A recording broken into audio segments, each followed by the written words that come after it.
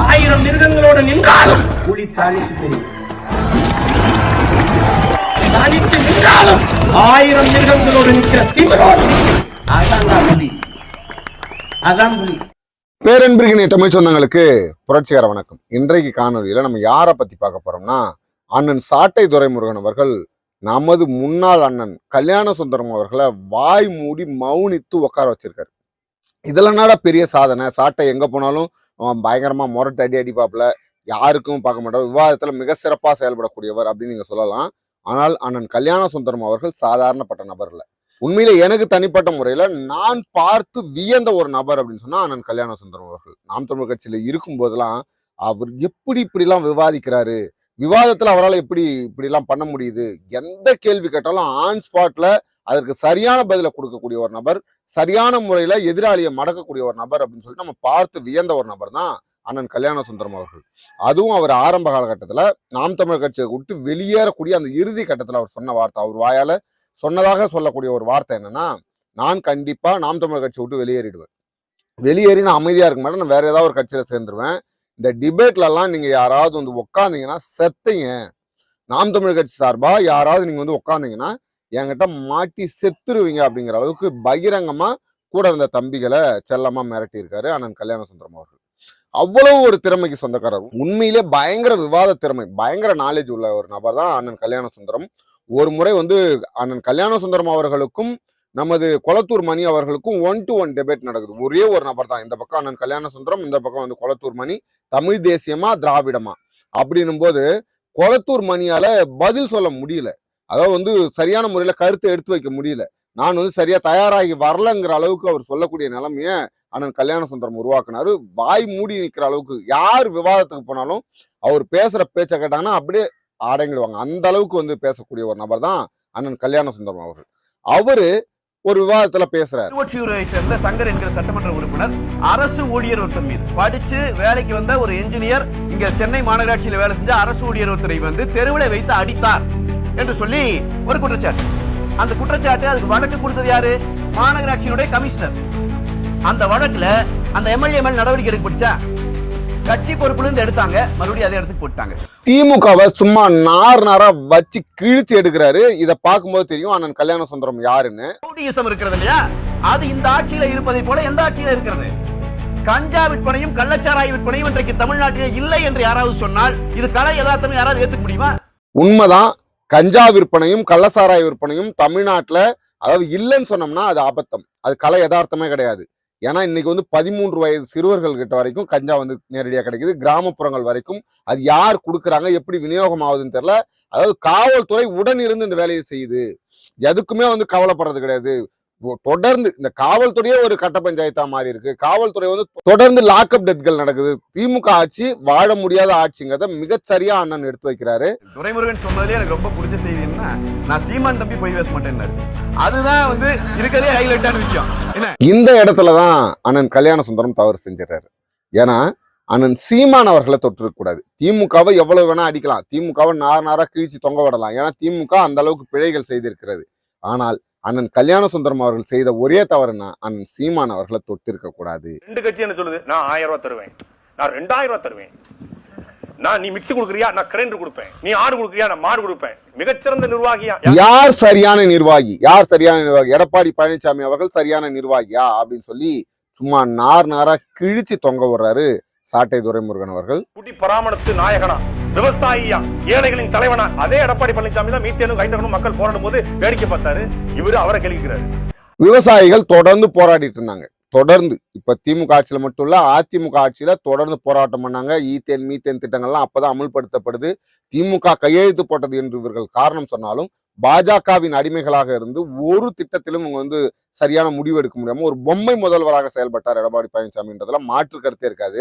ஸ்டெர்லைட்ல, பொள்ளாச்சியில, சாத்தான்குளத்துல துள்ள துடிக்க படுகொலை செய்த அரசு இந்த அதிமுக அரசு. உடனே எங்களுக்கு சம்பந்தமே இல்ல, அது மத்திய அரசே பண்ணிச்சு, அதானியும் அனில் அகர்வாலும் நேரடியா பண்ணிட்டாங்க, எஸ்பி பண்ணிட்டாரு, அந்த டிஜிபி பண்ணிட்டாரு, டிஐஜி பண்ணிட்டாரு. ஒரு நாட்டினுடைய முதலமைச்சருக்கு தெரியாமல் நாட்டுக்குள்ளே 100 நாட்கள் போராட்டத்திலே 14 பேர் சுட்டுக் கொல்லப்படுறார்கள் என்றால் எப்படி சரியான நிர்வாகியா இருக்க முடியும்?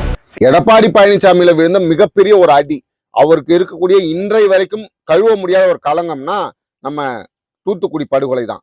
அந்த தூத்துக்குடி படுகொலையில கிட்டத்தட்ட 14 பேர் 13 பேர் முதல்ல சுட்டு கொண்டு மறுநாள் ஒருவரை தேடி வந்து சுட்டு கொன்ன ஒரு அராஜக அரசாகத்தான் அதிமுக அரசு இருந்தது. அவர்கள் மிகச்சரியான நிர்வாகியா, இவரை வச்சுக்கிட்டு நீங்க பேசலாமா அப்படின்னு சொல்லி காரி துப்புறாரு நம்ம சாட்டை துரைமுருகன். ஆனா கம்பராமாயணத்துல சீத்தலை சீத்தனார் தெரியும். கம்பராமாயணத்தில் சேக்கிழாருங்கிறது உங்களுக்கு மட்டும் தான் தெரியும். திருக்குறளை எழுதியவர் வள்ளுவர்ங்கிறதுக்கு எல்லாருக்கும் தெரியும். ஆனா அவருக்கு வேற மாதிரி தெரியும். அவர் புத்தகங்களை நிறைய படிப்பாப்புல. குமுதம், குங்குமம், ஆனந்த விட நிர்வாகி யார்? நிர்வாகி நேரடியாவே விவாதம் நடத்துறாங்க. நேரடியா 1 to 1 மோதிக்கிறாங்க. யார் பொய் சொல்லக்கூடியது? அண்ணன் சீமான் பொய் சொல்றவரா? சீமான் பொய் சொல்றவர்னா அண்ணன் சீமான் எந்த இடத்துல பொய் சொல்லியிருக்காரு, எப்படி பொய் சொல்லியிருக்காரு? சும்மா போற போக்குல எதையாவது சொல்லிட்டு போக கூடாது இல்லையா? காரணத்தோட சரியா இந்த விதத்துல இவர் பொய் சொல்றாரு, இந்த விதத்துல சரியா இல்ல அப்படின்னு சொல்லணும். அதான் பொய். ஆனால் சும்மா போற போக்குல சீமான் பொய் சொல்ல மாட்டாரா அப்படின்னு பேசினா எப்படி சாட்டை துரைமுருகன் சும்மா இருப்பாரு? சீர்தலை சீர்த்தனார்னு சொல்லிட்டாராங்க. ஒரு எழுத்து மிஸ்டேக். இது சாத்தனார் சீத்தனார்ன்றதெல்லாம் அதுல எந்த ஒரு இதுவும் கிடையாது. ஒரு எழுத்து பிழைக்கும் மொத்தமாவே ஒரு பேரை மாத்தி சொல்றதுக்கும் வித்தியாசம் இல்லையா? ஒரு படித்து பல தத்துவங்களை சொல்றாரு. இன்னைக்கு ரஷ்யாவுல இந்த அதிபர் இதை சொல்லியிருக்காரு, இந்த போராளி இதை பேசியிருக்காரு, கியூபா விடுதலை போராளி இதை பேசியிருக்காரு அப்படின்னு சொல்லி இன்னைக்கு தமிழ்நாட்டுல பல கருத்துக்களை எடுத்து வைக்கக்கூடியவர் அண்ணன் சீமான் அவர்கள். அவரோட எடப்பாடி பழனிசாமி ஒப்பிட்டா என்ன பண்றது? திருக்குறளை எழுதுனது யாருன்னு தெரியாது. திருக்குறள் நான் படிச்சதே கிடையாது. நான் புத்தகங்கள் படிக்கிறதே இல்லை. நான் குமுதம், குங்குமம், ஆனந்த விகடன் இதை தவிர நான் வேற எதுவும் படிச்சது இல்லை. நான் பெரிய அறிவாளிலாம் இல்லைன்னு தானாவே ஒப்புக்கொள்ளக்கூடிய ஒரு தலைவர் தான் எடப்பாடி பழனிசாமி. அவரையும் அண்ணன் சீமான் அவர்களையும் ஒப்பிட்டு பேசினா இப்படிதான் அடி வாங்கணும், இப்படிதான் மௌனிச்சு இருக்கணும். சீமானுக்கு எதிராக பேசணும்னு நினைச்சோம்னா யாரா இருந்தாலும் இப்படிதான் இருக்கணும். நாம் தமிழர் கட்சியில இருக்கக்கூடிய கருத்துல அவருக்கு குழப்பம் இருக்கிறதுனாலதான் அவர் இன்னைக்கு அதிமுகவுக்கு போயிருக்காரு. இல்லைன்னா அவர் நாம் தமிழர் கட்சியிலே இருந்திருப்பாரு அப்படிங்கிற அளவுக்கு அண்ணன் கேட்கக்கூடிய ஒவ்வொரு கேள்விக்கும் சாட்டை துரைமுருகன் மிகச்சரியா பதிலடி கொடுக்குறாரு. மிகச்சரியா எதையுமே விட்டு வைக்கல, யாரையுமே விட்டு வைக்கல. மிக சரியான பதிலடியை கொடுத்து அண்ணனை வாய் திறக்க விடாம இதுக்கப்புறம் நீ மத்தவங்க கிட்ட விவாதிக்கிற மாதிரி நாம் தமிழர் கட்சிகிட்ட விவாதிக்க கூடாது அப்படின்னு சொல்லி நம்ம ஆரம்பத்திலே ஒரு விடயத்தை பேசியிருப்போம். அண்ணன் கல்யாண சுந்தரம் அவர்கள் மிரட்டலாவே சொன்னாரு, நீங்க என்கிட்ட டிபேட்டுக்கு வந்தீங்கன்னா செத்தைங்க அப்படின்னு சொல்லியிருப்போம். ஆனால் இன்றைக்கு நாம் தமிழர் கட்சியில இருக்கவங்க இவ்வளவு தெளிவா விவாதங்களை வச்சு இன்னைக்கு சாட்டை துரைமுருகன் அவர்கள் கல்யாண சுந்தரம் அவர்களை மடக்கி வாய் மூடி மௌனித்திருக்க வைக்கிறார்னா என்ன காரணம்னா அவர் ஏத்துக்கிட்ட தத்துவம்.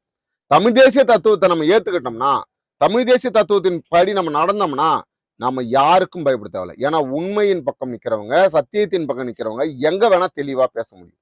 தமிழ் தேசியம் யார்ட்டையும் லஞ்சம் வாங்கல, ஊழல் பண்ணல, கொலை பண்ணல, கொள்ளையடிக்கல, கஞ்சா விக்கல, கள்ளச்சாராயம் விக்கல, எந்தவித சாத்தியக்கூறுகளும் எந்தவித அராஜகத்திலையும் ஈடுபடல.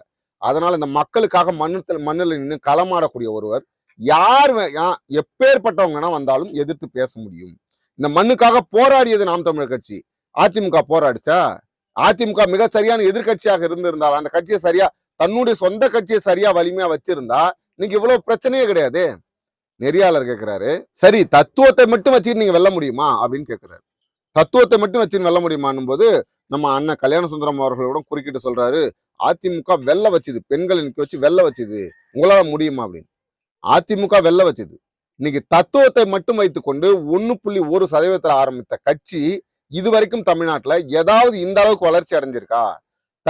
தனிச்சு நின்று அங்கீகாரம் பெற்று இருக்கிறதா அப்படின்னா இல்லை. ஏன்னா ஆரம்பத்துல 1.1%, எந்த ரசிக மனப்பான்மையும் இல்லை, எந்த திரை பின்புலமும் இல்லை, எந்த பணக்காரர்களுடைய பிள்ளையும் இல்லை, அரசியல் வாரிசும் இல்லை, எதுவுமே இல்லாம தன்னுடைய தொண்டை தண்ணி தீர கத்தி இன்னைக்கு இவ்வளவு பெரிய கூட்டத்தை வலிமையாக சேர்த்திருக்கிறார் என்றால் அண்ணன் சீமான் அவர்களுடைய திறமை, மக்கள்கிட்ட இருக்கக்கூடிய நம்பிக்கை. அவர் இன்னைக்கும் தொடர்ந்து மக்கள் மீது நல்ல ஒரு அபிப்பிராயத்துல வளர்ந்துகிட்டு வர்றாரு.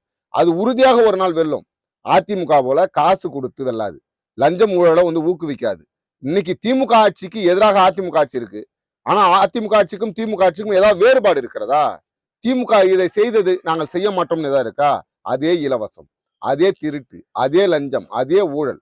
கடைசியா ஒரு கேள்வி கேட்கிறாரு, அண்ணன் கல்யாண சுந்தரம் அவர்களுக்கு சீட்டு கொடுத்துறாங்க. அண்ணன் கல்யாண சுந்தரம் அவர்கள் எம்எல்ஏவா நிக்கிற ஒரு தொகுதியை ஒதுக்கி கொடுக்குறாங்கன்னா, ஆனால் அண்ணன் கல்யாண சுந்தரம் அவர்களை நீ பணம் கொடுத்தாம வென்றுடும்பா, அதிமுக நாங்க ஒரு தொகுதிக்கு இவ்வளவு காசு கொடுக்காம வெல்லுவோம் அப்படின்னு சொல்ல முடியுமானா சொல்ல முடியாது. ஏன் சொல்ல முடியாது? அவர்கள் அதிலே ஊறி போயிருக்காங்க. காசு கொடுக்கலாம் வெல்ல முடியாதுன்ற நினைப்புல அவங்க இருக்காங்க. மக்களை நம்புறதில்ல, வெறும் பணத்தை நம்பக்கூடியவர்கள். நீங்க சத்தியத்தின் பக்கம் நின்னால், அதுவும் குறிப்பா நாம் தமிழர் கட்சியிலும் தமிழ் தேசியத்தின் பக்கமும் நின்னீங்கன்னா எப்பேற்பட்ட கொம்பன் எதிரில் வந்தாலும் எளிமையாக அடித்து வீழ்த்தி விட்டு போக முடியும் என்பதற்கு இது ஒரு உதாரணம். அடுத்ததொரு காணொலியில் உங்களை சந்திக்குமாறு உங்களிடம் விடைபெறுவது உங்கள் நண்பர்கள். நன்றி.